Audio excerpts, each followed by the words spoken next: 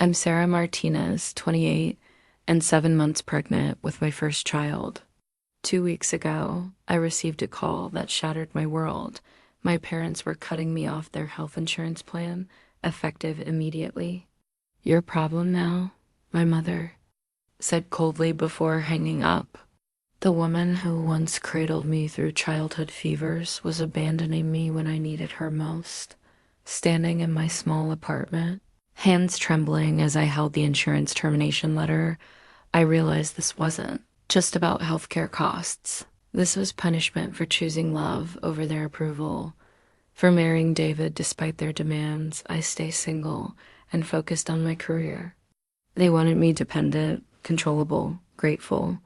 But as I placed my hand on my growing belly, feeling my daughter's gentle kicks, I knew they had underestimated me.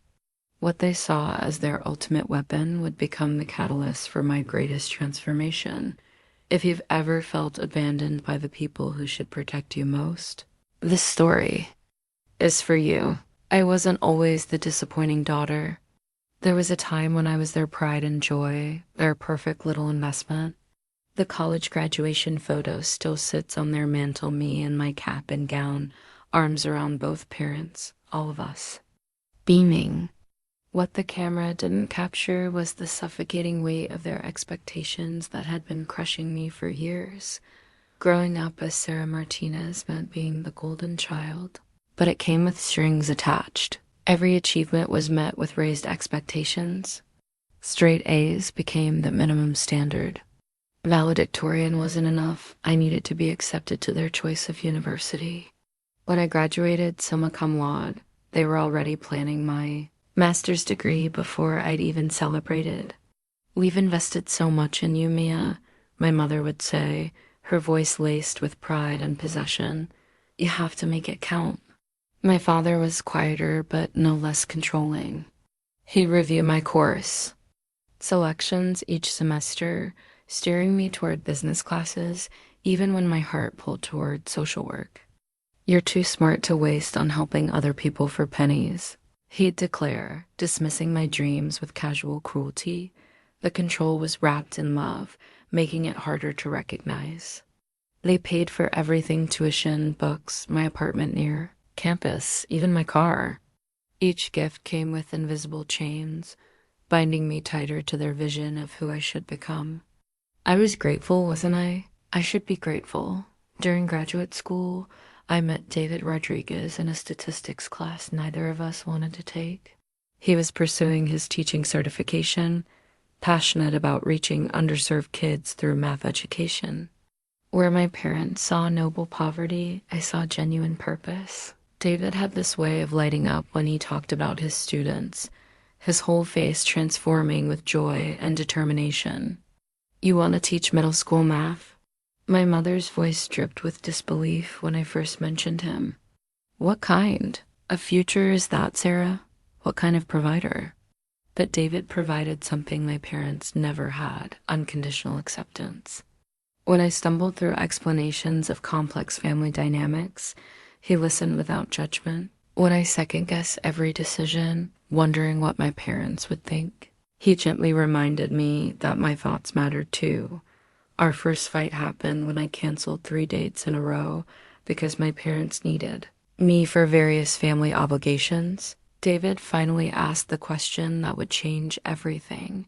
"When do you get to want something just for yourself?" I'd never considered that before. My wants had always been filtered through their approval, measured against their standards, weighed against their investments in me. The idea of pursuing someone simply because it brought me joy felt foreign and terrifying. The shift in my parents' behavior was subtle at first. They'd ask pointed questions about David's prospects and his family's background. They'd make comments about the importance of marrying within our social circle, of finding someone who could match my education level. The subtext was clear. David wasn't good enough. When I defended him, their disappointment was palpable. It was the first crack in the perfect daughter facade, and we all felt it. David proposed on a Tuesday evening in my tiny graduate student apartment.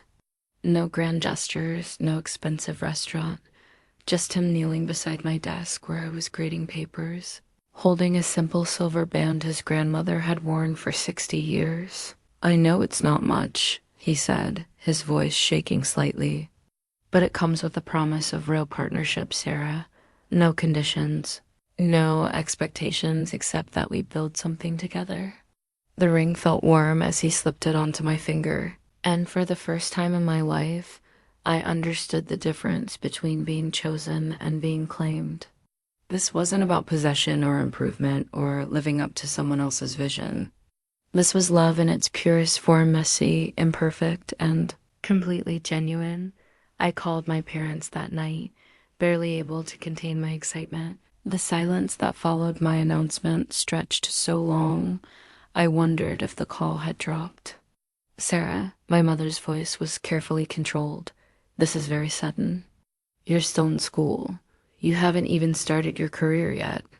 "I love him, Mom. Isn't that what matters?" "Love doesn't pay bills, Mia. Love doesn't secure your future." My father took the phone. "We need to meet this boy properly. Bring him for dinner this weekend. We'll discuss this like adults." The dinner was an interrogation disguised as hospitality. My parents grilled David about his family, his finances, his 5-year plan. They questioned his ability to provide for me, to give me the life I deserved. David answered everything with grace and honesty, but I could see the judgment in their eyes. After he left, they cornered me in the kitchen. "He's not right for you, Sarah," my mother said firmly. "He's going to hold you back."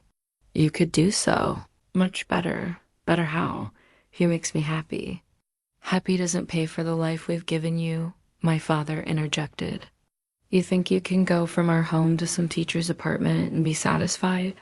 You think you'll be happy when you're struggling to pay bills?" The ultimatum came 3 weeks later during what I thought was a routine family dinner. They'd been unusually quiet throughout the meal, exchanging meaningful glances I'd learned to dread.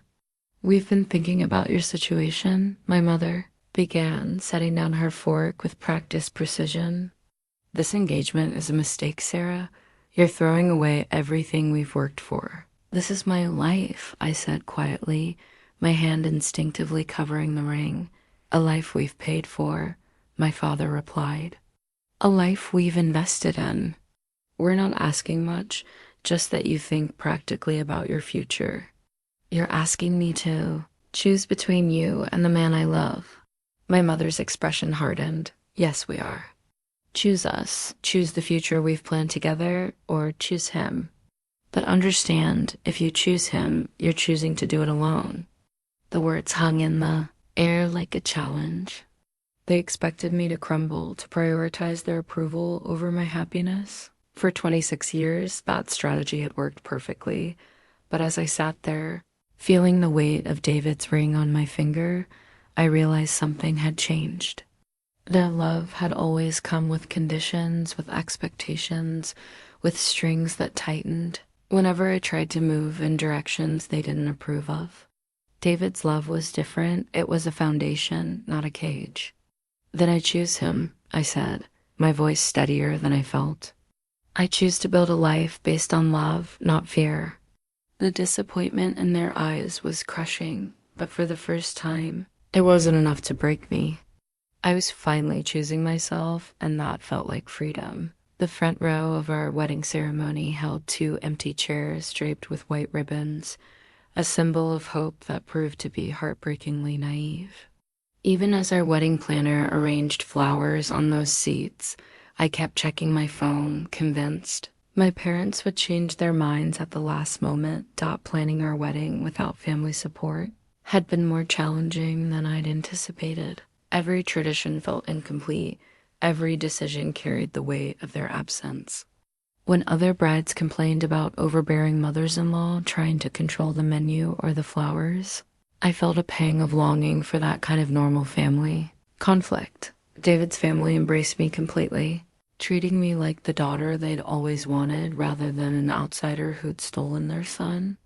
His mother, Elena, spent hours helping me choose my dress, her eyes filling with tears when I stepped out of the fitting room. "You look beautiful, Mia," she whispered, using the same endearment my own mother had abandoned. David is lucky to have found someone with such a good heart. The Rodriguez family pooled their resources to help us create a celebration that felt meaningful despite the modest budget. David's uncles provided the mariachi band, his cousins handled photography, and Elena spent weeks making traditional wedding cookies with recipes passed down through generations. 3 days before the wedding, my sister Emma called in tears. "They're not coming, Sarah. They're really not coming." I tried talking to them, but they said you made your choice, and now you have to live with it. "What about you?" I asked, afraid of the answer. "I want to be there. I want to see my sister get married, but they said if I go, I'm choosing sides, and there will be consequences." Emma was still financially dependent on our parents, halfway through medical school on their dime. I couldn't ask her to jeopardize her future for one day, no matter how important that day was to me. The morning of the wedding, I woke up hoping for a miracle. Maybe they'd show up at the last minute, realizing they couldn't miss their daughter's wedding day. Maybe they'd put aside their disappointment long enough to celebrate this milestone with me, as the ceremony began and I walked down the aisle. Alone, David's father having graciously offered to escort me. Those empty chairs felt like a spotlight on my abandonment. Every wedding photo would forever capture their absence, a visual reminder of the price of choosing love over compliance. But when I reached the altar and saw David's face light up at the sight of me, when we exchanged vows we'd written ourselves about partnership and respect and unconditional support, I felt a different kind of family forming around us. The love in that room was genuine, uncomplicated by expectations or conditions. David's vows included a promise. That made me cry. I vow to never use my love as a weapon or a tool for control. I vow to celebrate your choices, even when they're different from mine. I vow to build a family with you based on respect, not fear. Our reception was small but joyful. Elena gave a toast that honored both the family we were joining and the family we were creating. "Love doesn't divide," she sighed, raising her glass. "Love multiplies." Sarah isn't taking our son away, she's adding to our circle. Later that evening, as we danced to our first song as husband and wife, I felt my phone buzz with a text message. For a moment, my heart leaped, thinking it might be my parents with an apology or congratulations. Instead, it was Emma. "I'm sorry. I wasn't there. You looked beautiful in the photos. I hope someday I'll be as brave as you." Our honeymoon in Puerto Vallarta was bittersweet. While we celebrated our new marriage, I found myself grieving the family relationships I'd lost. David held me as I cried on the beach, not trying to fix my pain, but simply witnessing it. "They might come around," he said gently. "People change. Situations change." I wanted to believe him, but deep down, I was beginning to understand that my parents' love had always been conditional. The wedding day hadn't created the division, it had simply revealed it. Still, as we returned home to start our married life, I held on to a small hope that time might heal these wounds. I had no idea that the worst was yet to come, the pregnancy. Tests showed 2 pink lines on a Thursday morning in March, 18 months after our wedding.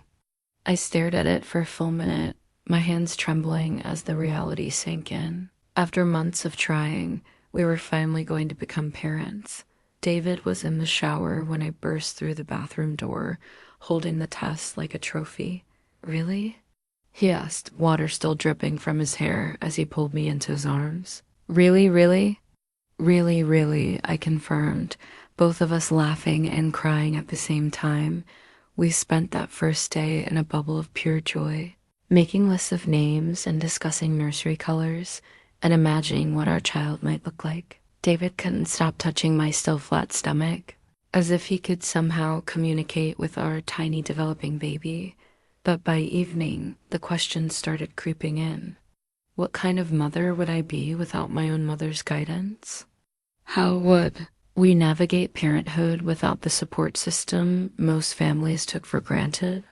Our baby will have Elena as a grandmother, David reminded me as we lay in bed that night. And my sisters will spoil them rotten. We have family, Sarah.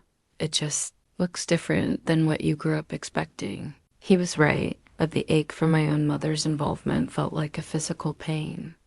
I imagined her excitement, her advice, her stories about my own infancy.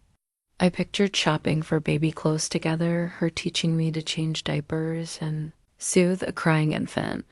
3 weeks into the pregnancy, I made a decision that David questioned but ultimately supported. I called my parents. Mom, it's Sarah. I have news I wanted to share with you. The pause was longer than comfortable. What kind of news? I'm pregnant. You're going to be grandparents. Another silence, and then I see how far along. About 6 weeks. We're due in November, and you can afford this? A baby is expensive, Sarah. Daycare, medical bills, college savings. Have you thought about any of that? Her practical concerns felt like ice water on my excitement. We'll manage, Mom. We want this baby. Want and afford are two different things. I hope you've thought this through better than you thought through your marriage. The conversation ended with polite congratulations that felt hollow and forced. When I hung up, David found me crying at the kitchen table. I was hoping they'd be happy for us, I admitted. I was hoping a grandchild might bridge this gap. Maybe they will be. Once they meet the baby, maybe becoming grandparents will change their perspective. I wanted to believe him, but their reaction felt like another rejection. Even my pregnancy, something that should have been celebrated, was viewed through the lens of their disappointment. And my choices. Our first ultrasound appointment filled me with wonder and terror in equal measure. Seeing our baby's tiny form on the screen, hearing the rapid heartbeat, made everything feel real in a way the pregnancy test hadn't. I studied the grainy image for hours afterward, tracing the outline of what would become our daughter. She's perfect, David whispered, though we wouldn't know the gender for several more weeks. Something about the baby's profile seemed decidedly feminine to both of us. As my pregnancy progressed, I found myself increasingly aware of my isolation from my birth family. Friends would mention their mothers coming to help after delivery, and I'd feel that familiar pang of loss. Support groups were filled with women comparing grandmother excitement levels, and I'd sit quietly having nothing to contribute. Elena tried to fill some of that void, sharing stories about David's birth and offering to teach me traditional family recipes for when the baby started eating solid food. But while I was grateful for her love, it couldn't completely fill the space left by my own mother's absence. The baby kicked for the first time during my 20th week, a flutter so subtle I almost missed it. I was grading papers at the kitchen table when I felt a tiny nudge, like butterfly wings against my ribs. I placed my hand over the spot and waited, and there it was again, stronger this time.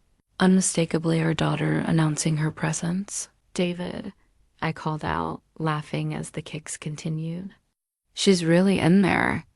We spent that evening with his hands on my belly, waiting for each movement, marveling at this little person we created together. In those moments, our love felt like enough to overcome any obstacle, any absence, any disappointment. That late at night, when David was asleep and I awake feeling our daughter's gentle movements, I couldn't shake the fear that we were in this alone. What if something went wrong during delivery? What if I didn't know how to be a good mother? What if our love, however strong, wasn't enough to provide the stability our child deserved? I had no idea that my parents' support, such as it was about to be ripped away entirely. After graduate school, I'd deliberately chosen part-time work to maintain flexibility for the family David and I planned to build. The nonprofit where I worked as a program coordinator offered meaningful work, helping families navigate social services, but the benefits package was minimal. My employment contract, which I'd signed without much thought 2 years earlier, provided basic health coverage but excluded maternity benefits. When we started trying to conceive, the insurance gap seemed manageable. Young and healthy, I rarely needed medical care beyond routine checkups. The idea of pregnancy-related expenses felt abstract, something we'd figure out when the time came. "Don't worry about the insurance," my mother had said during one of our few phone conversations after my wedding. "You're still covered under our plan until you turn 26. That gives you time to find something better." At 25, I'd felt grateful for that safety net, even if it came with emotional strings attached. My parents carried premium coverage through my father's engineering firm, the kind of comprehensive plan that covered everything from routine preventive care to major medical emergencies. "We can keep you on it longer if needed," my father had mentioned during a brief phone call about tax documents. There are ways to extend dependent coverage, especially if you're not working full-time. When I became pregnant, that coverage felt like a blessing. The prenatal appointments, ultrasounds, and eventual delivery would have been financially devastating without insurance. David's teaching salary, while adequate for our modest lifestyle, couldn't absorb thousands of dollars in medical bills. I'm grateful we don't have to worry about that. I told David after our first prenatal appointment, which would have cost nearly $400 out of pocket. "Whatever else is complicated with my parents, at least we have that security." The arrangement felt stable, even generous. My parents had maintained my coverage through college and graduate school, never making it feel like a burden. The monthly premiums were automatically deducted from my father's paycheck, and I rarely thought about the cost. Looking back, I should have recognized the warning signs, the subtle comments about responsibility and independence, the questions about when I planned to secure my own coverage, the way my mother's voice tightened whenever insurance came up in conversation. "You can't depend on us forever, Sarah," she'd said during one call, though at the time it felt like general advice rather than a specific threat. I'd assumed they meant eventually after the baby was born, after I'd secured better employment, after our family had stabilized. The idea that they'd cut off coverage while I was actively pregnant, vulnerable and dependent on that safety net, never crossed my mind. My father had always prided himself on being responsible, practical, forward-thinking. He'd taught me to read contracts carefully, to plan for contingencies, to never leave myself financially exposed. The irony that he'd orchestrate my greatest financial vulnerability wasn't lost on me. The insurance card in my wallet had felt like proof of their continued connection to my life, evidence that despite their disappointment in my choices, they still cared about my well-being. When I handed it to receptionists at doctors' offices, I felt a complex mix of gratitude and guilt. Every medical bill that arrived marked "paid in full" reminded me of my dependence on them. Every prescription filled without copay carried the weight of their disapproval. I was grateful for the coverage, but increasingly uncomfortable with the strings attached. "Maybe we should look into getting our own insurance," I'd mentioned to David during my second trimester. "I hate feeling indebted to them. Can we afford it?" He'd asked practically. "Good maternity coverage is expensive, and we're already pregnant. Most plans won't cover pre-existing conditions." He was right. We were trapped by timing and finances, dependent on their continued goodwill for something as basic as medical care. I convinced myself that becoming grandparents would soften their stance, that the promise of a grandchild would ensure their support through delivery and beyond. When my mother called with the termination notice, I realized how naive I'd been. The insurance coverage hadn't been a gift, it had been a leash, and they'd just decided to let go. The hospital billing department handed me an estimate that made my vision blur. $12,000 for an uncomplicated vaginal delivery, $18,000 if I needed a cesarean section, additional charges for anesthesia, pediatric care, and extended stays would push the total even higher. "This is just for the delivery," The financial counselor explained with practiced sympathy. It doesn't include your remaining prenatal visits, ultrasounds, or any complications that might arise. I stared at the numbers, trying to make sense of how we'd gone from financial security to potential bankruptcy overnight. My hands shook as I calculated David's monthly take-home pay against our existing expenses. Even with his summer tutoring income, we were looking at debt that would take years to repay. "Do you have any other insurance options?" she asked gently. "Sometimes employers offer emergency enrollment periods for life changes." I explained my part-time status and limited benefits. She nodded knowingly clearly. I wasn't the first pregnant woman to find herself in this situation. "I can put you on a payment plan," she offered. "Most people can manage $200 to $300 per month over several years." Several years. The phrase echoed in my mind as I drove home. We'd be paying for our daughter's birth until she started kindergarten. That night, David and I spread our financial documents across the kitchen table like pieces of a puzzle we couldn't solve. Our savings account, which had felt adequate before the insurance crisis, would barely cover 2 months of living expenses if we used it for medical bills. "We could borrow against my retirement fund," David suggested, though his voice carried the weight of knowing how short-sighted that would be. "We could ask your parents for help," I countered, immediately regretting the suggestion when I saw his expression. "They don't have that kind of money, Sarah. They're good people, but they're barely covering their own expenses." The Rodriguez family had already done so much for us, treating me like their own daughter when my own parents had abandoned me. I couldn't ask them to sacrifice their financial security for a crisis. I called my workplace benefits coordinator the next morning, hoping I'd missed something in my employee handbook. Maybe there was emergency coverage I didn't know about, or a way to upgrade my plan mid-year. "I'm sorry, Sarah," Janet said after reviewing my file. "Your current plan specifically excludes maternity coverage. We can look at options for next year's enrollment period, but that doesn't help you now." The next year's enrollment period would be months after our daughter was born. Sleepless nights became the norm. I'd lie awake calculating and recalculating our options, each scenario ending with the same conclusion. We were financially trapped. My part-time work schedule, which had seemed like a thoughtful preparation for motherhood, now felt like a terrible mistake. "Maybe I should find full-time work," I told David one evening after another day of dead-end phone calls to insurance companies. "You're 7 months pregnant, sweetheart. Who's going to hire you now?" And even if someone did, most plans have waiting periods for maternity coverage. He was right, but the helplessness was crushing.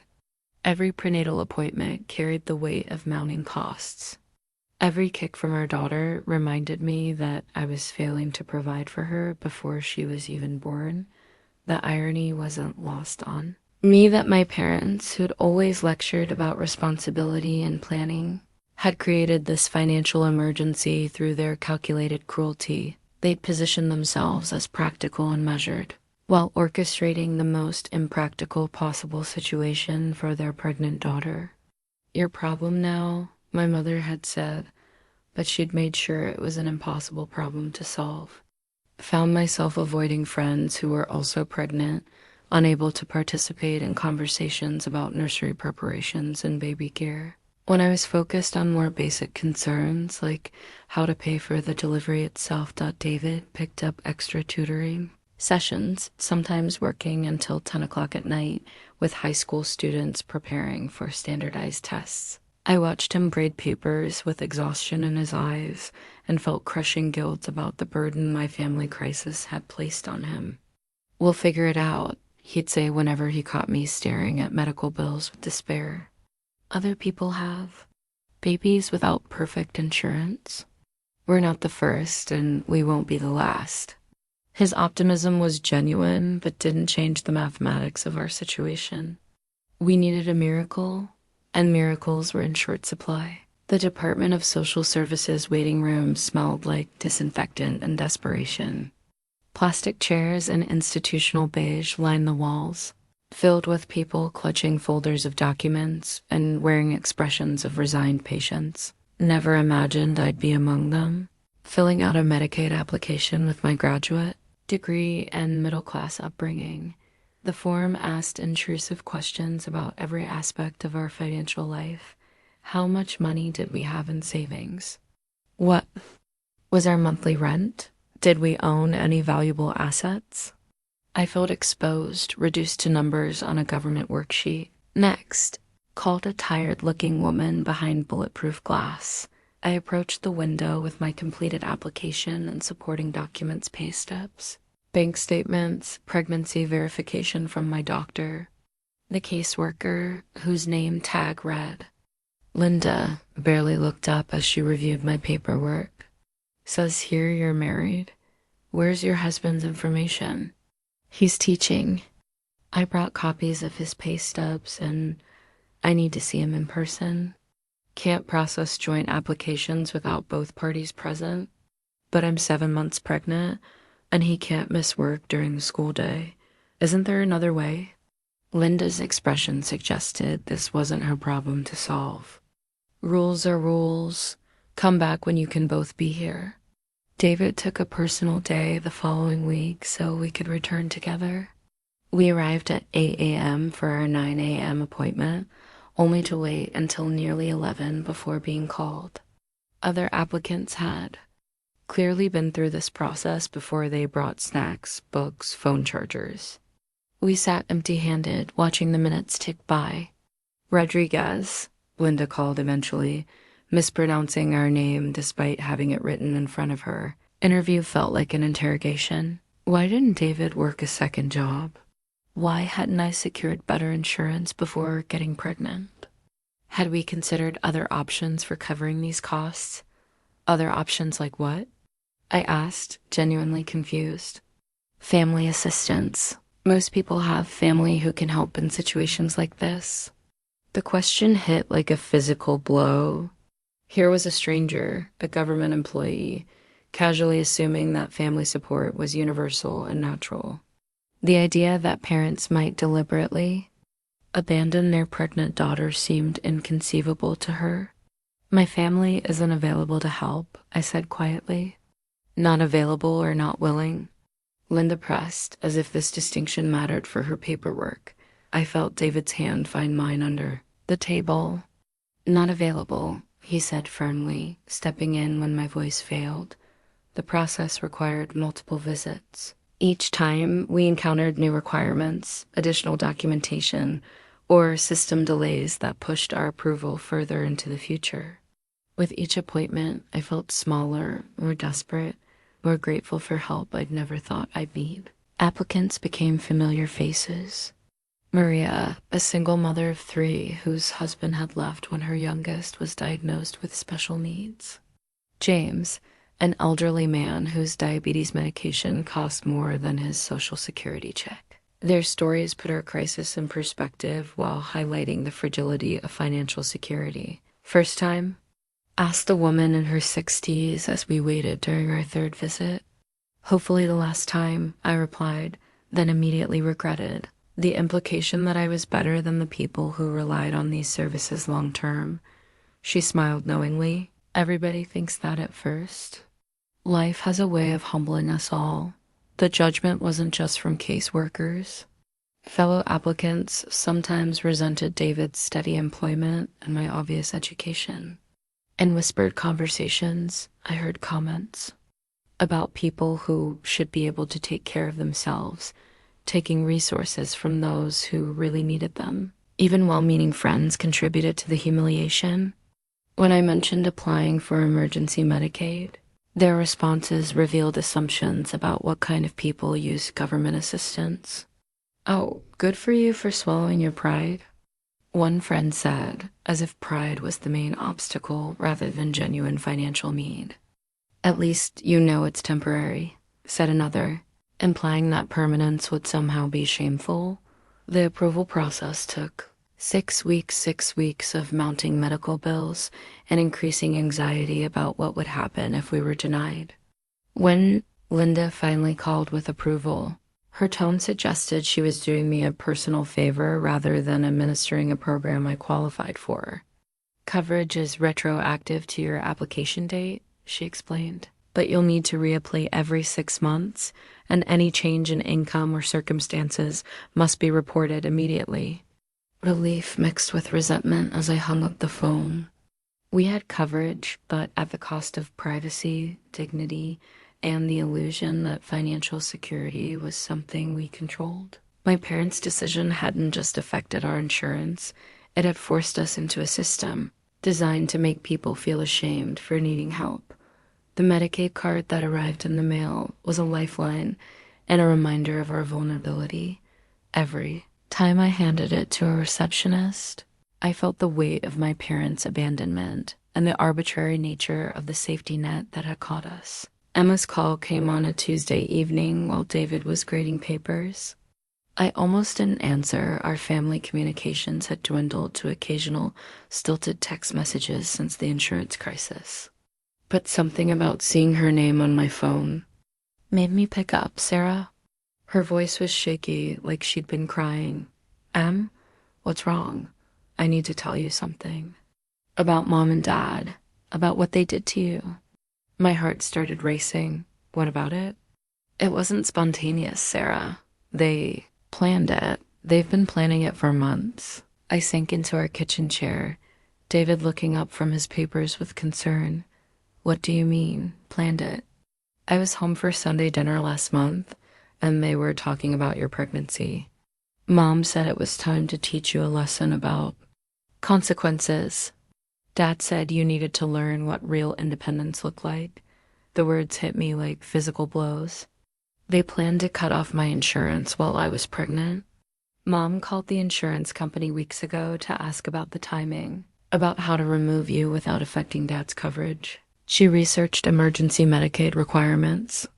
She knew exactly what situation she was putting you in. I felt dizzy, gripping the phone so tightly my knuckles went white. David moved to sit beside me, his hand on my back. But why are you telling me now? Emma's voice broke. Because I've been carrying this guilt for weeks. Because they made me promise not to tell you. Said it would be better if you thought it was a spur-of-the-moment decision. Because I realized staying silent makes me complicit in their cruelty. They made you promise not to tell me they were planning to abandon their pregnant daughter. They said it wasn't abandonment. They said it was tough love, that you'd never learn to be truly independent while you had them as a safety net. Mom kept saying she made adult choices. Now she needs to face adult consequences. I started laughing, a bitter, hysterical sound that scared both David and Emma. Adult consequences for what? Getting married? Getting pregnant? Living my own life? For choosing David over them? Emma said quietly.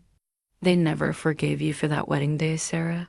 They feel like you humiliated them, like you chose his family over yours. The conversation continued for nearly an hour, Emma revealing detail after detail of their calculated plan. They'd discussed the timing carefully far enough into the pregnancy that I couldn't easily switch insurance plans, but early enough that I'd have time to figure something out before delivery. They'd researched government assistance programs to ensure I wouldn't be completely without options. Dad actually said she's smart enough to navigate the system if she has to. Emma reported, her voice thick with disgust. Like forcing your pregnant daughter to apply for government assistance was some kind of educational opportunity. Did they discuss me at all? How this might affect me emotionally? Emma was quiet for a long moment. Mom said you'd always been dramatic about things, that you'd probably try to guilt them into changing their minds. Dad said they needed to stay strong, that giving in would just enable your poor decision-making. Each revelation felt like a fresh betrayal. This wasn't anger or disappointment. It was a calculated campaign designed to force me into submission or punish me for my independence. Emma, why didn't you warn me? I was scared, she admitted. They made it clear that supporting you meant they'd reconsider my medical school funding.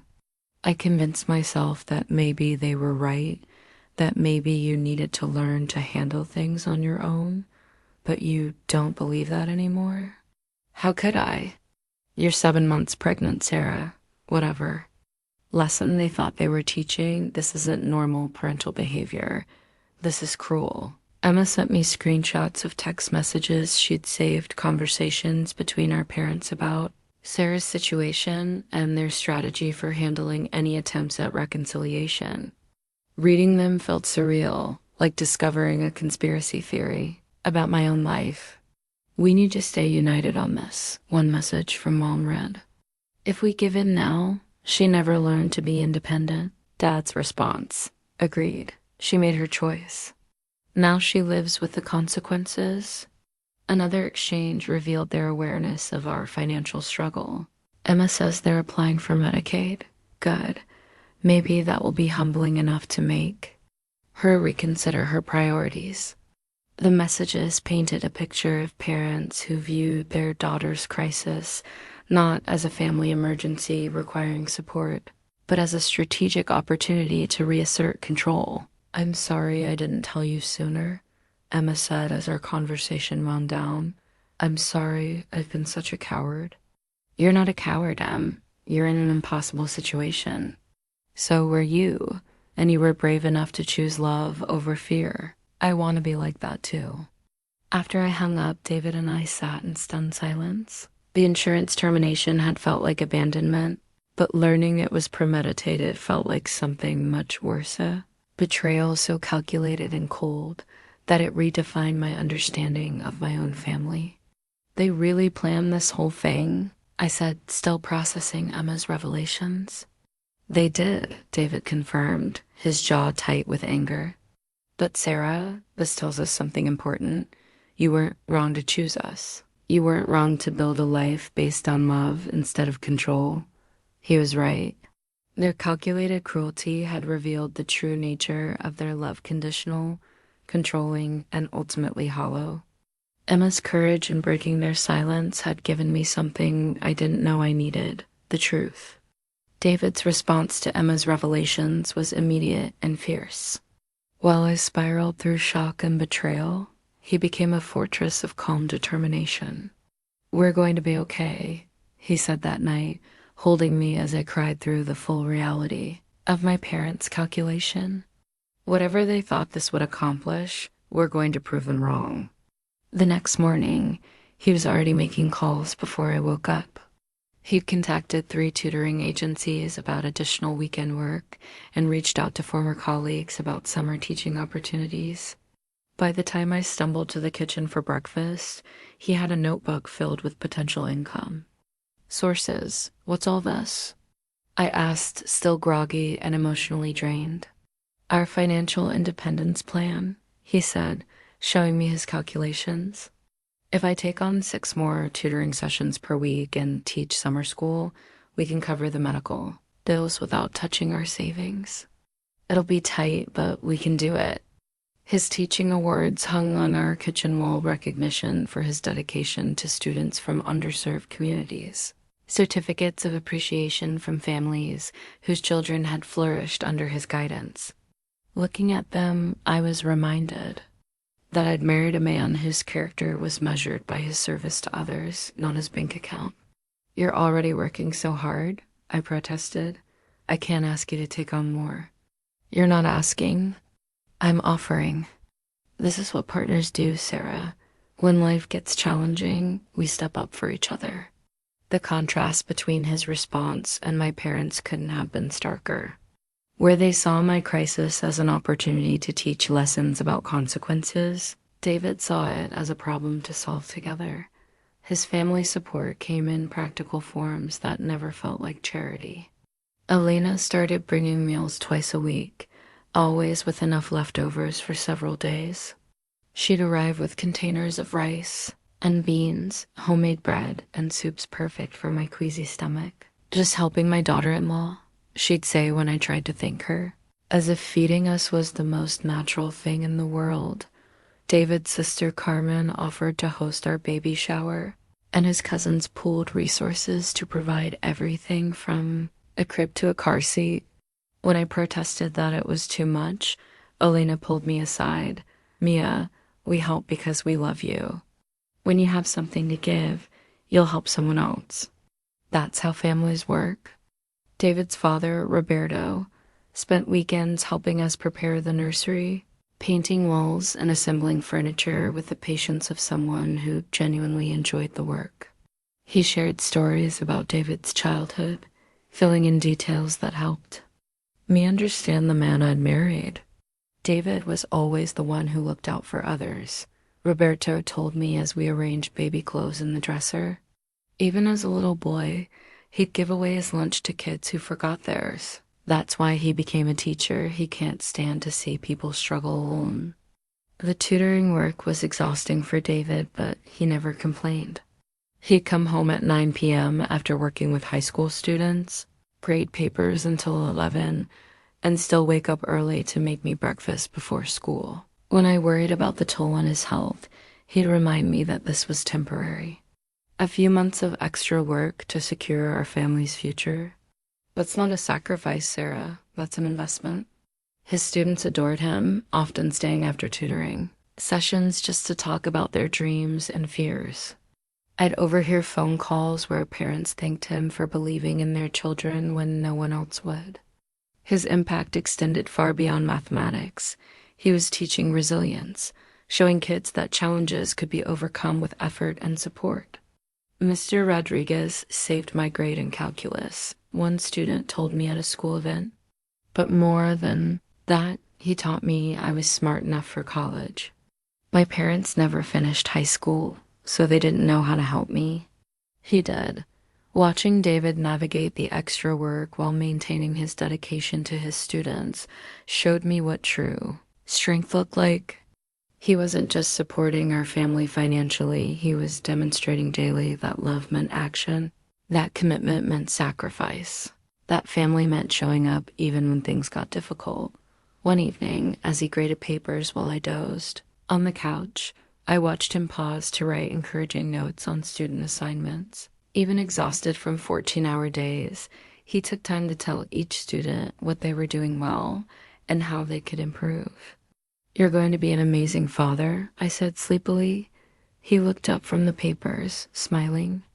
"We're going to be amazing parents, together."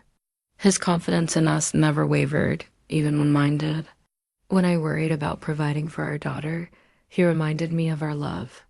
When I doubted our ability to overcome my family's betrayal, he pointed to everything we'd already accomplished together. "Your parents think they've weakened us," he said one night as we felt our daughter kicking. "But all they've done is show us how strong we really are." The idea came to me during one of those sleepless nights when my mind raced through Emma's revelations. If my parents had planned this crisis so carefully, researching Medicaid requirements and timing their decision for maximum impact, what else might they have calculated? What did they actually know about our financial situation, and what were they capable of? I started with simple internet searches. My father's engineering firm was publicly traded, and their annual reports included executive compensation ranges. As a senior project manager with 30 years experience, his salary was likely in the upper range, well into six figures. Their house, which I could research through county property records, was worth nearly $800,000 and had been paid off years ago. The mortgage documents I found showed they'd refinanced twice, always reducing their payments rather than extending their debt, but it was their social media presence that revealed the most. My mother's Facebook page, which I'd unfriended but could still view through mutual connections, painted a picture of comfortable retirement planning. Photos from their recent cruise to Alaska, dinner at expensive restaurants, my father's new luxury sedan in the driveway. "Look at this," I showed David a screenshot of their vacation photos. "This trip cost more than our annual insurance premium would have been." David studied the images, my parents smiling on a glacier tour, dining at the ship's specialty restaurant, my mother wearing a new coat that probably cost more than David's monthly salary. How much would it have cost them to keep you on their insurance? He asked. I pulled up my father's benefits portal using login information I'd memorized from years of checking my coverage. The dependent fee was $127 per month, less than they'd spent on a single dinner during their cruise. $127, I said, my voice hollow. They destroyed our financial security over $127 a month. The number felt absurd. David spent more than that on gas driving to tutoring sessions. We'd spent nearly that much on prenatal vitamins and pregnancy books. My parents had abandoned their pregnant daughter over an amount they probably spent on coffee. I dug deeper into their financial picture, driven by a growing certainty that there was more to discover. Property tax records showed they owned a rental property downtown, a small condo they'd never mentioned, generating monthly income they'd never disclosed, investment account statements, which my father had occasionally asked me to file when I helped with their taxes, revealed a retirement portfolio worth over $2 million. They weren't just comfortable, they were wealthy by any reasonable standard. Sarah, David said gently as I showed him screenshot after screenshot of their assets, what are you hoping to find? Proof, I said, though I wasn't entirely sure. What I wanted to prove. Proof that this was never about money. Proof that they abandoned us because they could afford to, not because they had to. The research became compulsive. I calculated their monthly expenses based on observable evidence property taxes, utility estimates, car payments, insurance, premiums. Even with generous assumptions about their lifestyle costs, they had enormous discretionary income. More painful was discovering how they discussed our situation with others. Through mutual friends' social media posts, I found references to their difficult daughter and her poor choices. They'd crafted a narrative where they were the victims of my selfishness, forced to make tough decisions because I'd become financially irresponsible. She's always been headstrong, my mother had told a family friend, according to a Facebook comment I found. Sometimes parents have to use tough love to help their children grow up. The comment had dozens of supportive responses from people who didn't know the full story. You're such wise parents. She thank you someday. This generation needs to learn independence. My parents had positioned themselves as reasonable authorities making difficult but necessary decisions, while painting me as a spoiled child, learning overdue lessons about reality. The narrative absolved them of cruelty while making my struggles seem like natural consequences for poor choices. But the most devastating discovery came through Emma, who called with another revelation after overhearing a phone conversation between our parents and their financial advisor. They're planning to retire early, she reported. Dad wants to stop working at 62 instead of 65. They were asking about withdrawal strategies for their retirement accounts. When were they planning this? The advisor said they could start as early as next year if they wanted.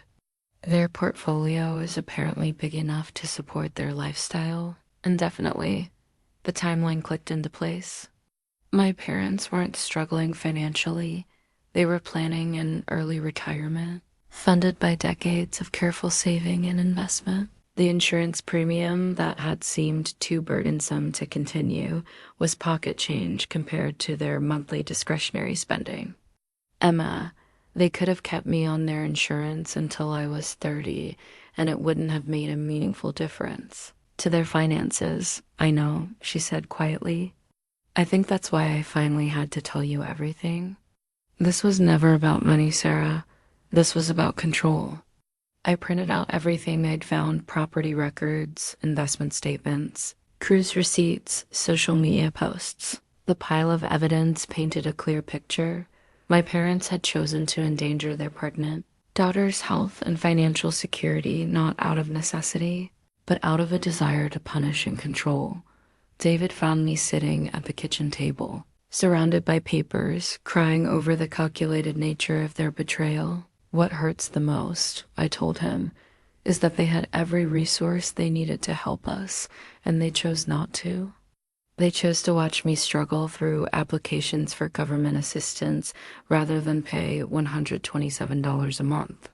They showed you who they really are, David said, sitting beside me. But Sarah, look what you've learned. You're not the irresponsible daughter they've portrayed. You're not financially reckless or dependent. You were abandoned by people with the means to help, and you've survived it. He was right. The research had been painful, but it had also been liberating. I wasn't crazy for feeling betrayed. I wasn't selfish for expecting family support during a vulnerable time. My parents' actions weren't tough love, they were calculated.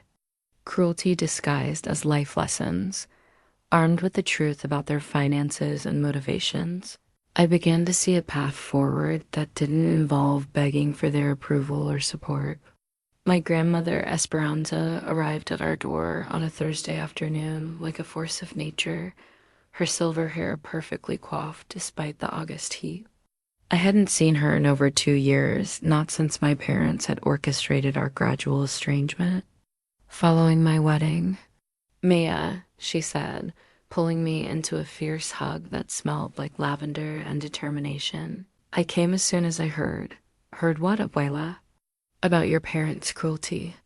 About what they've done to you while you're carrying my great-granddaughter."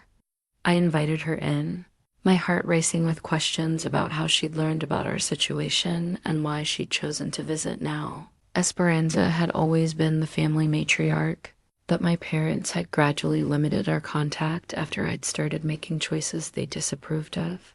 "Emma called me," she explained, settling into our living room with the authority of someone accustomed to being heard. "That child has more conscience than her parents." She told me everything, the insurance, the planning, the way they've painted you as some kind of burden. David emerged from the kitchen with tea, greeting Esperanza with the respect she commanded. She'd met him only briefly at our wedding, but her approval had been immediate and warm. "You chose well, Mia," she told me, watching David fuss over her comfort. "This one has good eyes-cutting eyes. Not like the men your parents kept trying to introduce you to. You remember that?" "I remember everything your parents conveniently forget. Like how miserable you were whenever they dragged you to those business dinners with suitable young men. Like how you lit up when you talked about David's work with students." Esperanza had always been observant, but I'd underestimated how much she'd noticed during family gatherings. While my parents focused on external markers of success, she'd paid attention to happiness and authenticity. "I need to tell you something, Sarah. Something your parents have hidden from you for years." My grandmother's expression became serious, and she reached for her purse with hands that trembled slightly. From it, she extracted a thick manila envelope sealed with legal tape. "When your grandfather died 5 years ago, he left specific instructions in his will. There was money set aside for you and Emma Trust funds he'd established when you were babies. Your parents were supposed to tell you about this when you turned 25. I stared at the envelope, my mind struggling to process her words. "Trust funds? I've never heard anything about trust funds." "Because your parents never told you. They've been managing the accounts, telling me you weren't ready for that kind of responsibility.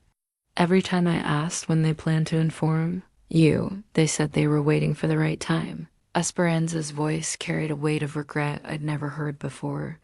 "I should have interfered sooner. I should have insisted they follow your grandfather's wishes. But I trusted them to do the right thing." She handed me the envelope. "This is a copy of the will and trust documents. The original fund was $100,000 when you were born. With 28 years of compound interest and additional contributions your grandfather made over the years, it's grown substantially." My hands shook as I opened the envelope. The legal documents were complex, but the bottom line was clear. There was an account in my name worth nearly $300,000, funds that had been accumulating interest while my parents claimed I needed to learn financial independence. $300,000, I whispered, The numbers seeming surreal. Money that's rightfully yours, Mia. Money your grandfather specifically intended to help you build your adult life, buy a home, raise children. Money your parents have, kept from you while watching you struggle. David leaned over my shoulder, reading the documents with the careful attention of someone accustomed to reviewing student records and government forms. This is legitimate, he confirmed. These are real legal documents. Sarah, you have access to this money. You've had access since your 25th birthday. The implications crashed over me in waves. While I'd been applying for Medicaid and worrying about medical bills, while David had been working 14-hour days to cover our expenses, while my parents had lectured about financial responsibility, there had been nearly $300,000 sitting in an account with my name on it. How long have you known about this, Abuela? I've known about the trust since your grandfather created it.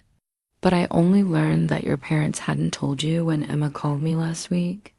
She mentioned your financial struggles, and I realized they'd never followed through on their promise to inform you. Esperanza's anger was carefully controlled but unmistakable. Your grandfather would be furious. He set up these trusts specifically to ensure his grandchildren would have security and options. He never intended for the money to be used as a tool for manipulation. Have they been accessing it, using it for themselves? No, Esperanza said firmly. The legal structure prevents that. But they've been receiving statements and managing the investment choices. They've known exactly how much money was available to help you while they watched you struggle. The cruelty of their behavior reached new depths.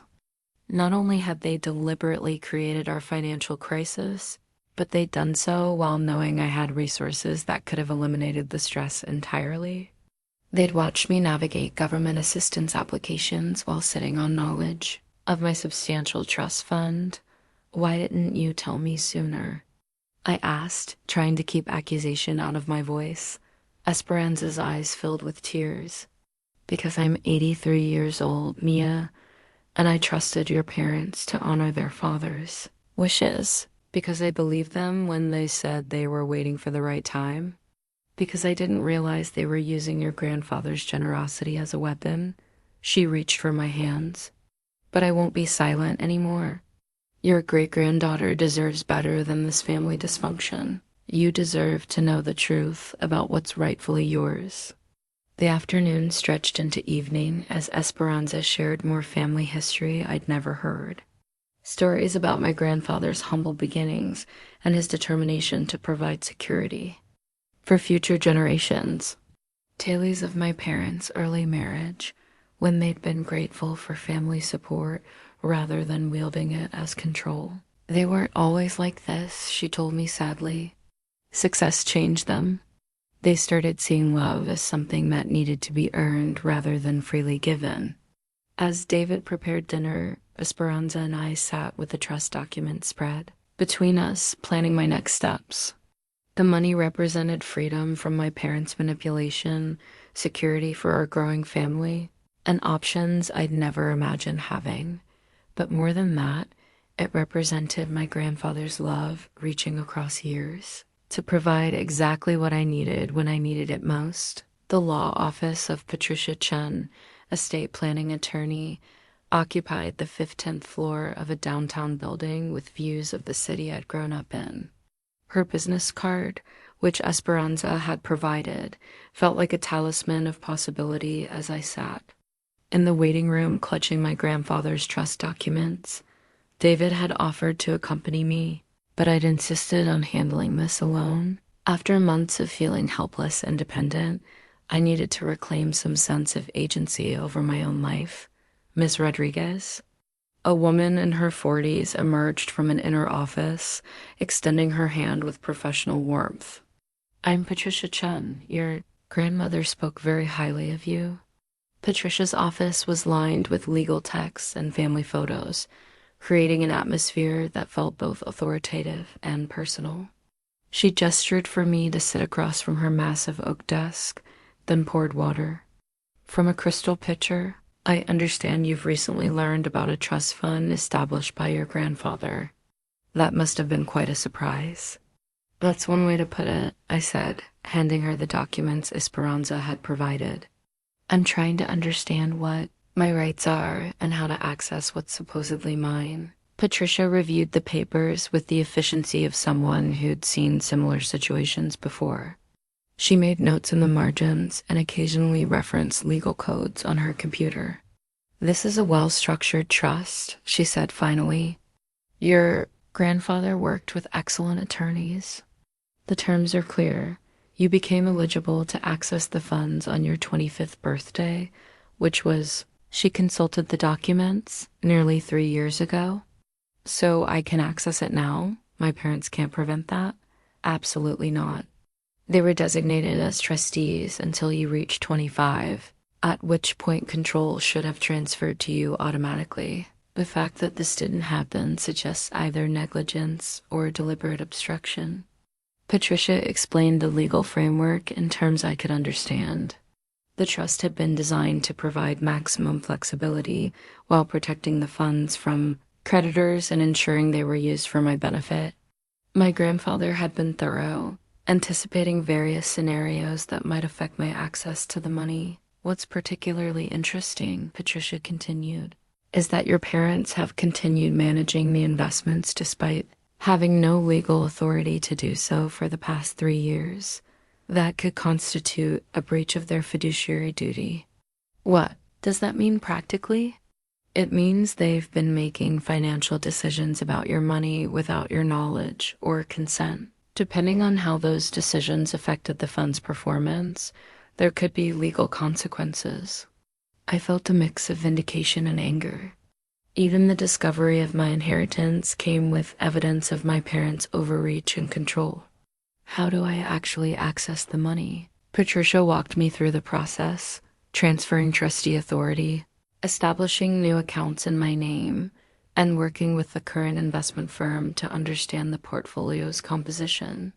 She estimated the process would take 3 weeks if everything proceeded smoothly. I should mention, she added carefully, that your parents will need to be notified of the trustee transfer. This isn't something that can be done secretly. The prospect of confronting my parents with evidence of their deception was daunting, but I realized it was inevitable. They'd learn about my access to the trust fund one way or another. Will they try to fight this legally? They can't. The trust. Documents are clear, and you're well past the age when control should have transferred. They might argue they were protecting your interests, but that won't change the legal reality. Patricia's assessment of my parents' behavior was diplomatically phrased, but clearly critical. She'd seen families use financial control as emotional manipulation before, and she understood the dynamics at play. One more question, I said as our consultation wound down. If I'd known about this money earlier, if my parents had told me when they were supposed to, how would that have changed things? Well, you would have had access to nearly $300,000 for the past 3 years. You could have used it for education, housing, starting a family, whatever your grandfather intended when he established the trust. The lost opportunities felt staggering. David and I could have bought a house, eliminated our debt, secured comprehensive health insurance. We could have planned our pregnancy with financial confidence rather than stress. Your grandfather created this trust to give you freedom and security, Patricia continued. Your parents' decision to withhold that information effectively stole 3 years of financial autonomy from you. She provided me with a detailed action plan, documents to sign, accounts to establish, notifications to send. The legal process would be straightforward, but the emotional aftermath would be more complex. One piece of advice, Patricia said as I gathered the documents: don't let guilt override your rights. Your parents will likely try to frame this as betrayal or ingratitude. Remember that accessing your own inheritance isn't an attack on them. It's simply claiming what was always meant to be yours. Her words resonated as I left the office. Armed with legal clarity and a concrete plan, I felt empowered in a way I hadn't experienced since my parents' insurance betrayal. The trust fund represented more than money. It was proof that someone in my family had believed in my future enough to invest in it. Driving home, I called Esperanza to update her on the consultation. Patricia confirmed everything. The money is legally mine, and there's nothing my parents can do to prevent the transfer. Good, Esperanza said firmly.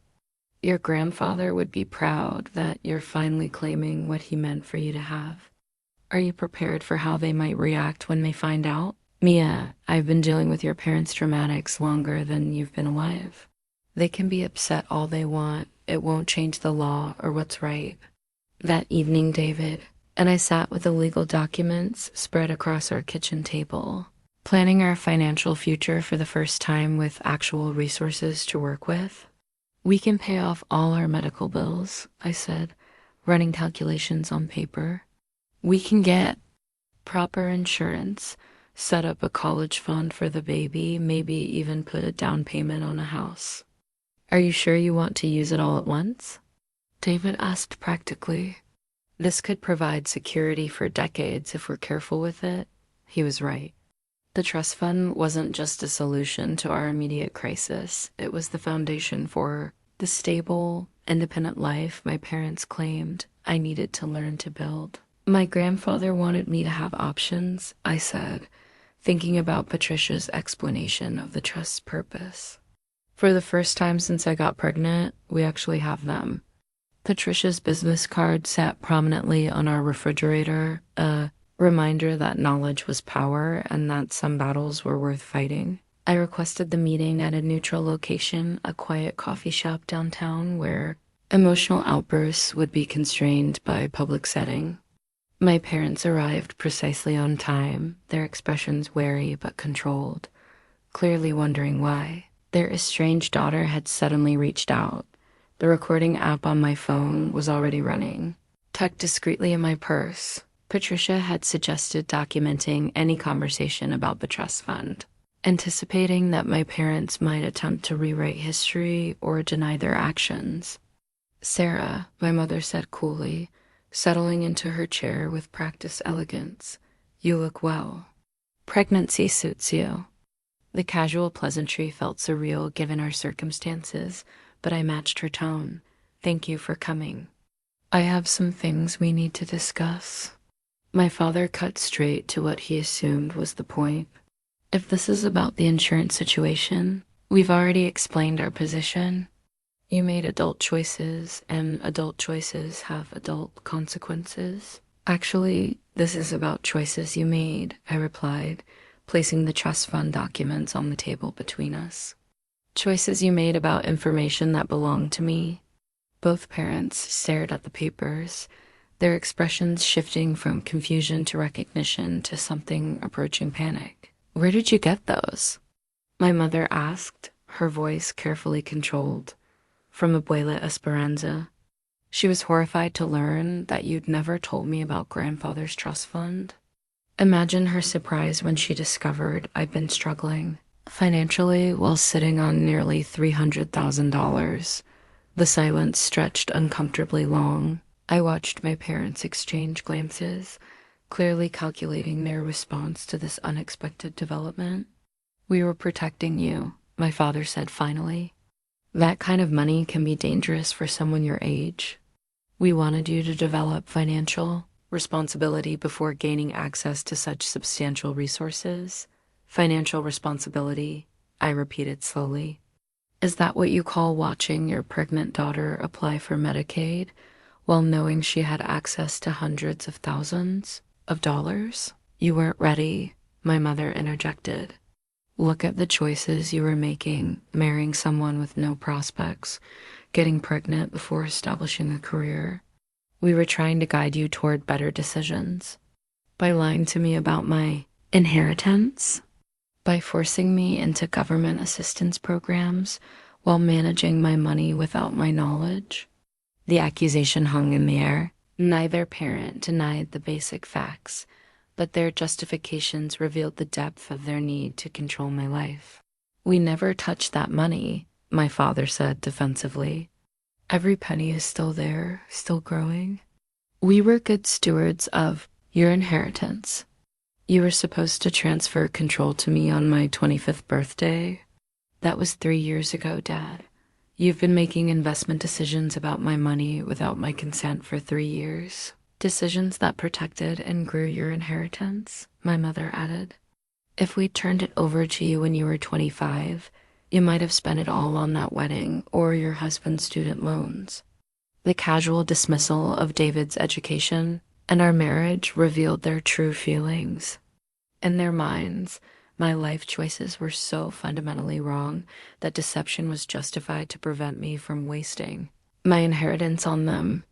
Let me understand this, I said, keeping my voice level, despite my growing anger. You believed I was too irresponsible to manage my own money, so you decided to teach me responsibility by cutting off my insurance while I was pregnant? We hoped you'd learn from the experience, my father said, that you'd realize the importance of self-sufficiency and planning ahead, while knowing I had access to resources that would have made the entire crisis unnecessary. You didn't know about those resources, my mother pointed out. The lesson needed to feel real to be effective. The casual cruelty of their logic was breathtaking.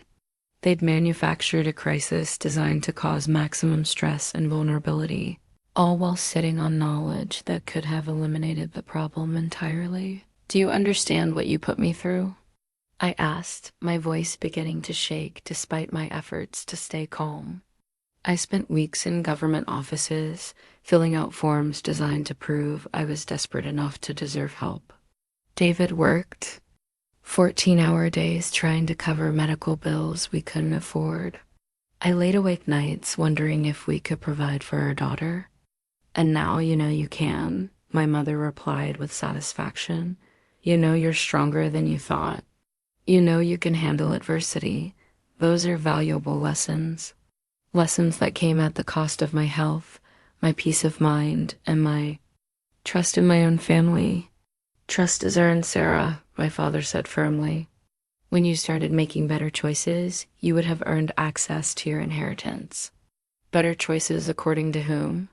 According to your definition of what my life should look like? The conversation continued for another hour, revealing the extent of their need to control my narrative. They'd convinced themselves that their deception was protective, that their manipulation was educational, that their abandonment was tough. Love. Every justification they offered only highlighted the calculated nature of their betrayal. They hadn't acted out of anger or hurt. They'd acted out of a deliberate desire to force me into submission by manufacturing crisis. I'm transferring the trust fund to my direct control, I informed them as our meeting concluded. My attorney has already begun the paperwork. That's your right, my father acknowledged grudgingly. But don't expect us to support whatever foolish decisions you make with that money. I don't expect anything from you anymore, I replied, gathering the documents. That's perhaps the most valuable lesson you've taught me. As I left the coffee shop, I felt lighter despite the emotional toll of the confrontation. My parents had revealed themselves completely. Their love was conditional. Their support was manipulative, and their concern was really about control. But I had also revealed myself. I was stronger than they believed, more capable than they'd assumed, and no longer willing to accept their version of love. The trust fund transfer took exactly 18 days, during which I felt like I was holding my breath, waiting for my parents to find some way to interfere with the process. But Patricia had been right. The law was clear, and their window for controlling my inheritance had closed. Years ago, when the final paperwork was complete and the account access was officially mine, I sat in Patricia's office staring at a bank statement that showed $287,439.73, available for immediate withdrawal. The number felt surreal, transformative, liberating. Congratulations, Patricia said with genuine warmth. Your grandfather would be proud to see you claiming what he intended for you to have. My first stop was the hospital billing department, where the same financial counselor who'd offered me payment plans now processed a full payment for all anticipated delivery costs. Her expression shifted from surprise to impressed as I handed over a cashier's check. "This covers everything," she confirmed, updating my account. "Delivery, pediatric care, potential complications, extended stay if needed. You're completely covered." Walking out of that office without the weight of medical debt felt like emerging from underwater. For the first time in months, I could think about my daughter's birth without anxiety, about bills and payment plans. David's reaction when I showed him the zero balance on our medical account was pure joy. He picked me up and spun me around our living room, both of us laughing with relief. "We're really okay," he kept saying. "We're really going to be okay." But the money represented more than immediate relief. It offered choices I'd never imagined having. We could afford a larger apartment or put a down payment on a house. I could take extended maternity leave without worrying about lost income. We could establish college savings for our daughter from her very first day. More importantly, we could build the kind of life we wanted rather than the kind of life we could afford. The comprehensive health insurance I purchased through the state marketplace was a revelation. No more network restrictions, no more prior authorizations, no more anxiety about coverage gaps. My new obstetrician's office treated me like any other patient rather than someone they were accommodating through. Government assistance. "This is much better coverage than what you had before," my new doctor noted, reviewing my file. "You'll have access to the full range of birthing options and postpartum care." Emma called the day after the trust transfer was complete, her voice filled with admiration and relief. "I heard from Mom and Dad," she said. "They're furious about the money, but they can't do anything about it. How does it feel to finally have what grandfather meant for you?" "It feels like freedom," I answered honestly. "But Emma, it's not just about the money. It's about understanding that I was never the irresponsible person they portrayed. I was just someone being deliberately kept from resources that would have made independence possible." "I've been thinking about that too," Emma said quietly. "About how they've controlled my narrative as well. About whether their version of love is really love at all." Over the following weeks, David and I made careful, deliberate decisions about our new financial security. We paid off his student loans completely, eliminating $400 in monthly payments that would free up money for our daughter's needs. We opened a college savings account and set up automatic contributions that would ensure our child had educational options we'd never had. Most importantly, we started looking at houses, not mansions or status symbols, but real homes where we could raise our family without worrying about lease renewals or neighbors' noise complaints. "I want a yard," I told David as we toured a modest 3-bedroom house in a neighborhood with good schools. "I want our daughter to have space to play, to plant a garden, to feel settled." The down payment that had seemed impossible months earlier was now well within our reach.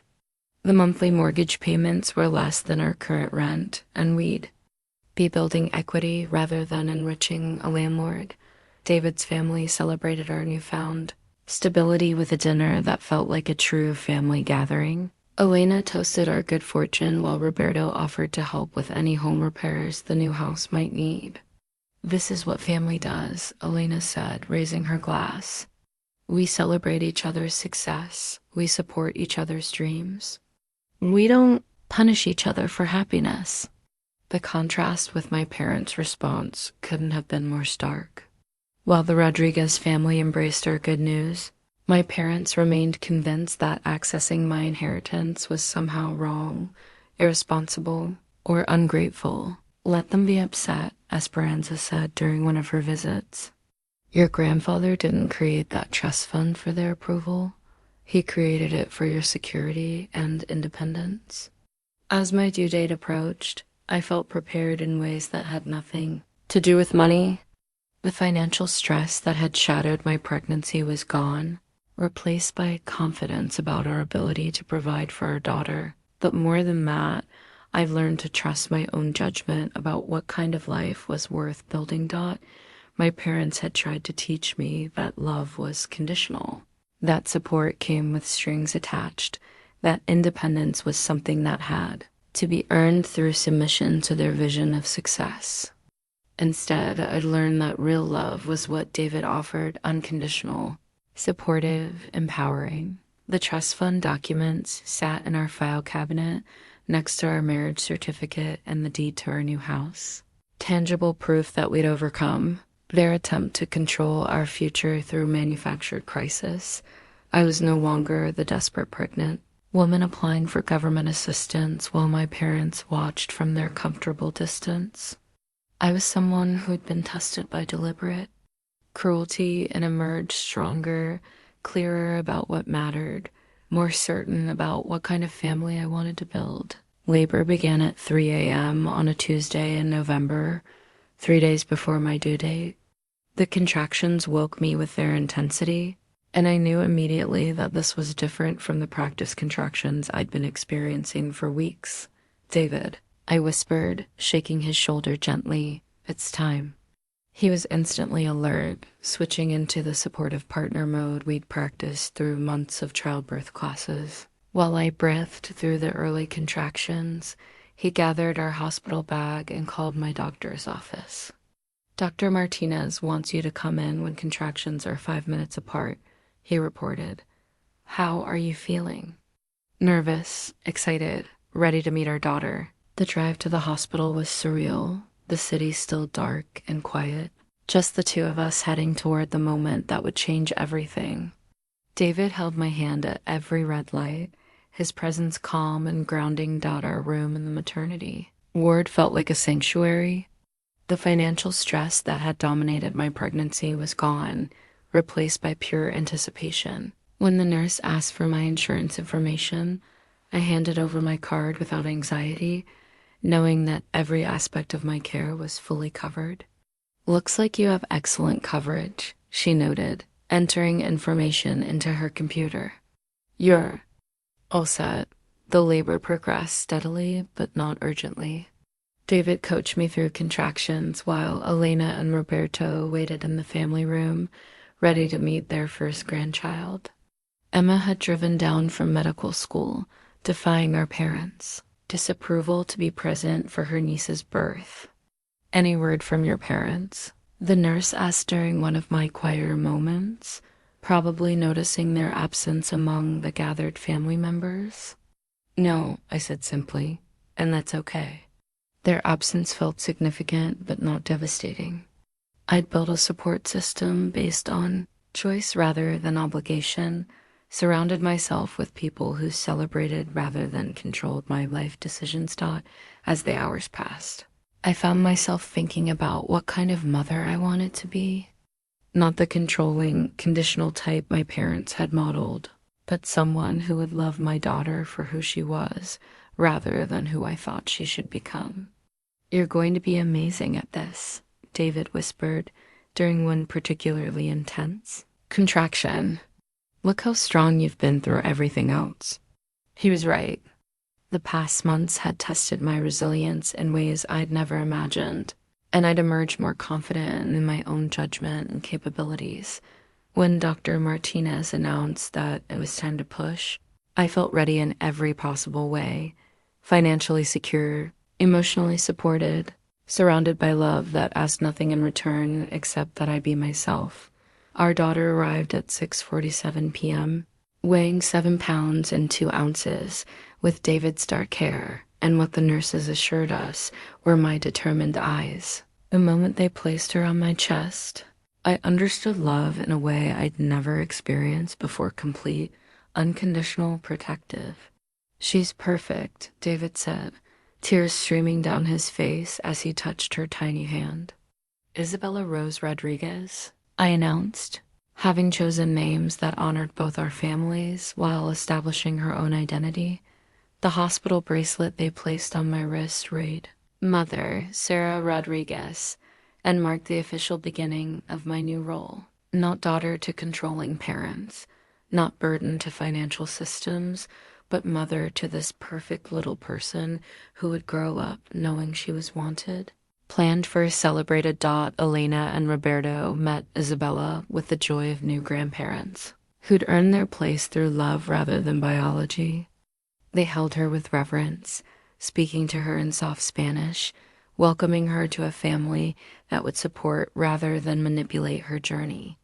"She's going to be so loved," Elena whispered, rocking Isabella gently. "She's going to grow up knowing what real family looks like." Emma arrived later that evening, still in scrubs from her clinical rotation. Her face lit up when she saw Isabella, and she held her new niece with the careful attention of someone training to care for others. "I'm going to be the best aunt," she promised Isabella.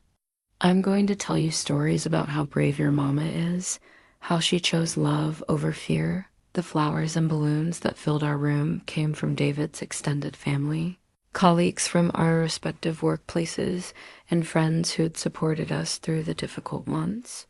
Conspicuously absent were any acknowledgments from my parents." "Do you want me to call them?" Emma asked gently. "Let them know Isabella's here?" I considered it briefly, then shook my head. If they want to know about their granddaughter, they know how to reach us, but I'm not going to beg them to care. That night, as David slept in the chair beside my hospital bed and Isabella rested in the bassinet nearby, I felt complete in a way I'd never experienced. We'd created life, weathered crisis, overcome obstacles, and emerged as a family stronger than the individual parts that my parents had tried to teach me that independence was earned through suffering. That love came with conditions, that family support required submission to their vision of success. Instead, I learned that real strength came from choosing connection over control, that authentic love empowered rather than diminished, that the best families were built on respect rather than fear. Looking at Isabella's peaceful face, I made promises I knew I could keep. She would grow up knowing she was valued for who she was, not who others wanted her to become. She would understand that love was given freely, not earned through compliance. She would learn that family meant support and celebration, not manipulation and punishment. The hospital bracelet on my wrist was more than identification. It was proof that I'd successfully navigated the journey from controlled daughter to empowered mother, from financial victim to secure provider, from someone seeking approval to someone confident in her own choices. Motherhood came with its own rhythm feeding schedules, diaper changes, and the peculiar exhaustion that accompanied caring for someone completely dependent on you. But it also came with unexpected clarity about what mattered and what didn't. Isabella was 3 weeks old when my mother finally called. "Sarah, I heard about the baby. Congratulations, we'd like to visit." The casual tone, as if months of deliberate cruelty could be erased by a simple request, revealed how little they understood about the damage they'd caused. "Thank you for the congratulations," I replied carefully. "Visits need to be scheduled in advance and will be supervised." "Supervised?" "We're her grandparents, Sarah. Don't be ridiculous. You're also the people who abandoned their pregnant daughter and deliberately concealed her inheritance. Trust is earned, Mom, not assumed." The conversation that followed established new rules for any relationship we might have going forward. Visits would be limited and supervised. They would respect our parenting decisions without commentary. They would acknowledge the harm they'd caused before expecting forgiveness. "This is our granddaughter," my father interjected when he took the phone. "We have rights." "Actually, you don't," I corrected. "Grandparents have privileges that can be revoked. You lost the automatic right to access our family when you chose manipulation over support." Their shock at my newfound boundaries was almost amusing. They'd expected remorse, gratitude for their eventual attention, or at least submission to their desire for a relationship on their terms. Instead, they encountered a woman who'd learned to value her own peace over their approval. David supported every boundary I established, understanding that protecting our family meant protecting Isabella from the dysfunction that had shaped my childhood. They can earn their way back into our lives, he said as we discussed their requests for extended visits. But they don't get to pretend nothing happened. The first supervised visit took place in our new home, with Elena present as an additional buffer. My parents arrived with expensive gifts and artificial enthusiasm, clearly expecting Isabella's presence to melt any remaining resistance to their preferred family dynamic. "She's beautiful," my mother said, reaching for Isabella without asking permission. "Please ask before picking her up," I said firmly, "and wash your hands first." The request for basic courtesy seemed to offend them, as if grandparent status should override normal infant care protocols. They spent the visit asking pointed questions about our finances, our house, our plans for Isabella's education. Each question carried the subtext that they disapproved of our choices and assumed they should have input on our decisions. "This neighborhood seems very modest," my mother observed, looking around our living room with thinly veiled criticism. "It's perfect for us," I replied. "Good schools, safe streets, family-friendly community, everything we wanted. But surely you could afford something more impressive now that you have access to your inheritance." We bought what we needed, not what would impress others. Their inability to understand that we'd chosen substance over status revealed how fundamentally different our values had become. The visit ended early when my father began lecturing about investment strategies for Isabella's college fund, assuming authority over decisions that weren't his to make. "We appreciate your input," David said diplomatically, "but we've already established college savings with the advice of financial professionals." "What kind of professionals? Do they understand wealth management for high net worth individuals?" "The kind who understand our goals and values," I answered. "The kind who work for us, not against us." After they left, Elena helped me process the emotional toll of the interaction. "You handled that beautifully, Maya," she said as we tidied up the expensive toys they'd brought gifts, clearly chosen to demonstrate their financial superiority rather than Isabella's needs. "It's exhausting being around them," I admitted. "Everything is a power struggle. Everything is about control. That's why your boundaries matter. Isabella needs to see what healthy relationships look like." She was right. The photo I didn't share, with my parents, Isabella sleeping peacefully in David's arms while he graded papers, captured the kind of family life I wanted to normalize for our daughter. Quiet contentment, shared responsibilities, love expressed through presence rather than manipulation. Emma visited frequently, building the kind of aunt relationship with Isabella that was based on genuine affection rather than obligation. She'd rock Isabella while telling her stories about our childhood, carefully editing out the parts that involved emotional manipulation. "I want to be different," Emma told me during one visit. "I want Isabella to know that family can be supportive without being controlling. You already are different," I assured her. "Look how you stood up to them when it mattered."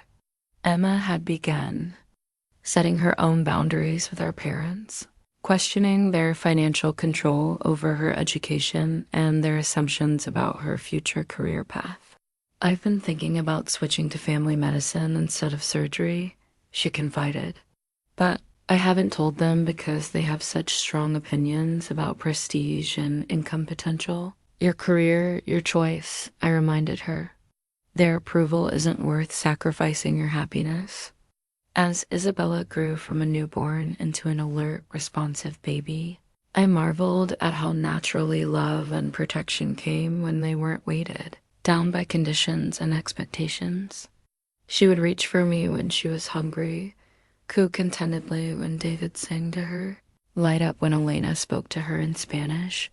This was what family was supposed to feel like: safe, supportive, celebrating. Rather than controlling.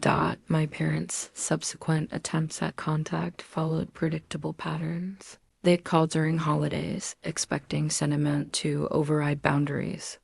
They'd send expensive gifts with passive-aggressive notes about missing their granddaughter. They'd complain to relatives about being shut out while conveniently omitting the reasons for their limited access.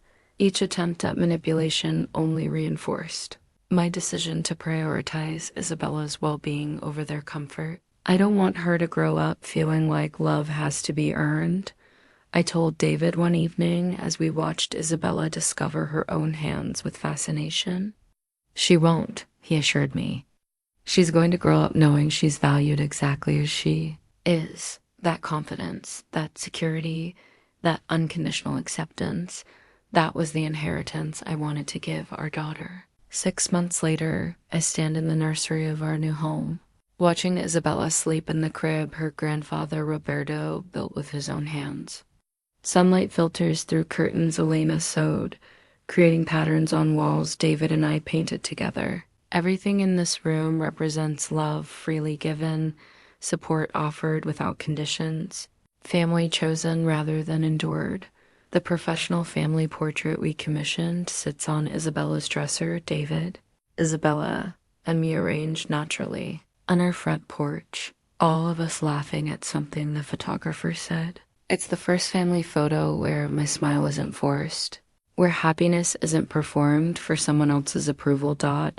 My parents have run more attempts at reconciliation, each following the same pattern. They arrive with expensive gifts and expectations of immediate forgiveness, frustrated when boundaries remain in place. They speak in terms of rights and blood relations, while remaining unwilling to acknowledge the harm they caused or examine their own behavior. We're her grandparents, my mother said during their last visit.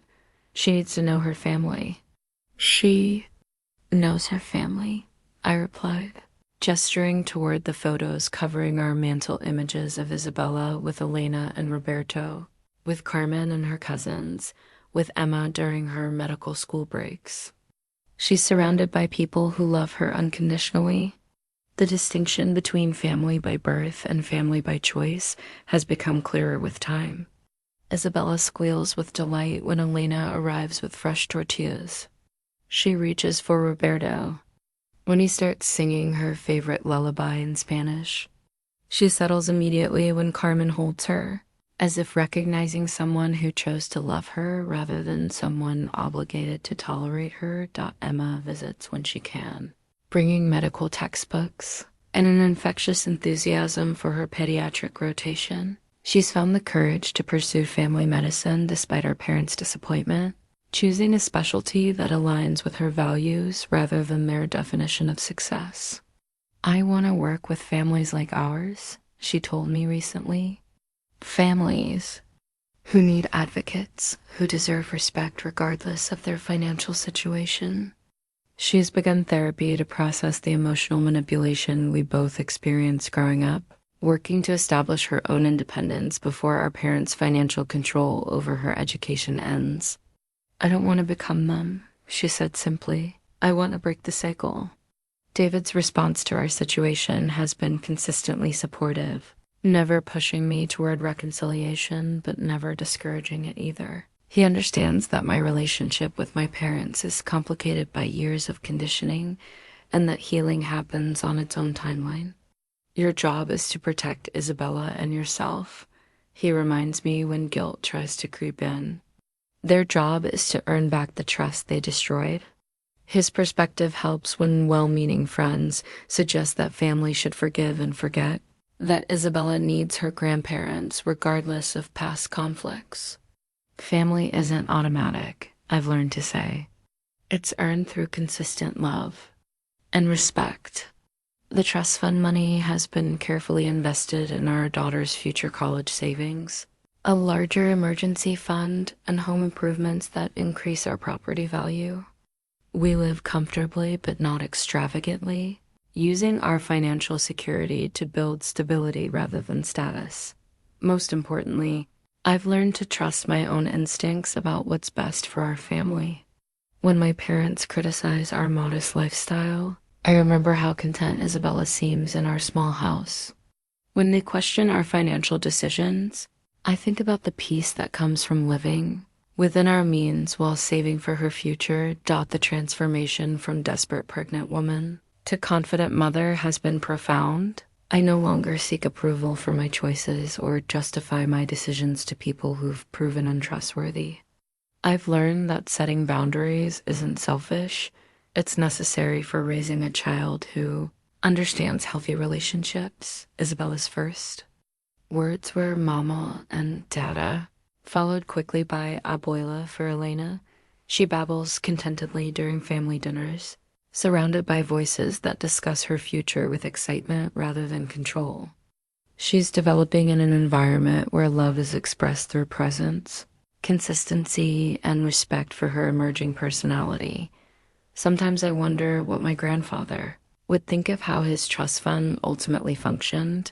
He intended it to provide security and independence, but it became so much more a tool for recognizing manipulation, a means of escape from financial control, a foundation for building the kind of family he would have been proud to know. When Isabella is old enough to understand, I'll tell her about her great-grandfather's wisdom in providing for her future.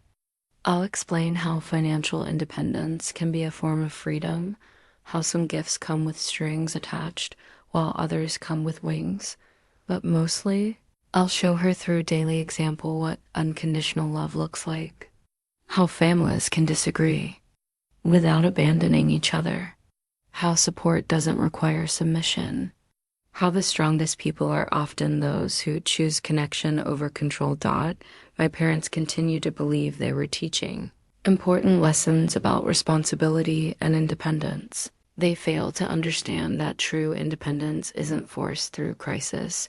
It's cultivated through confidence, support, and the security that comes from knowing you're valued regardless of your choices. They created the crisis thinking it would bring me back under their control. Instead, it taught me that I was stronger than they believed, more capable than they assumed, and worthy of love that didn't require earning. Isabella will grow up knowing she's wanted for who she is, not who others think she should become. She understand that real family celebrates your happiness rather than punishing your independence.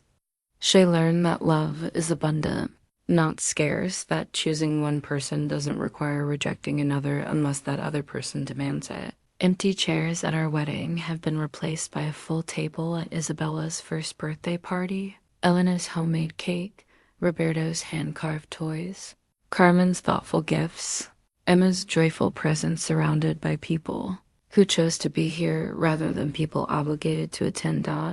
This is the legacy I want to build, a family tree rooted in choice rather than chance, watered with respect rather than fear, growing toward light rather than bending toward control. My parents' greatest fear was that I would become independent. Their greatest failure was not understanding that true independence comes from being secure enough in your own worth to choose love over fear, connection over control, and growth over comfort. Isabella's future is bright, not because she inherit money, but because she inherit the knowledge that she's worthy of unconditional love. That inheritance is priceless, and no one can ever take it away from her.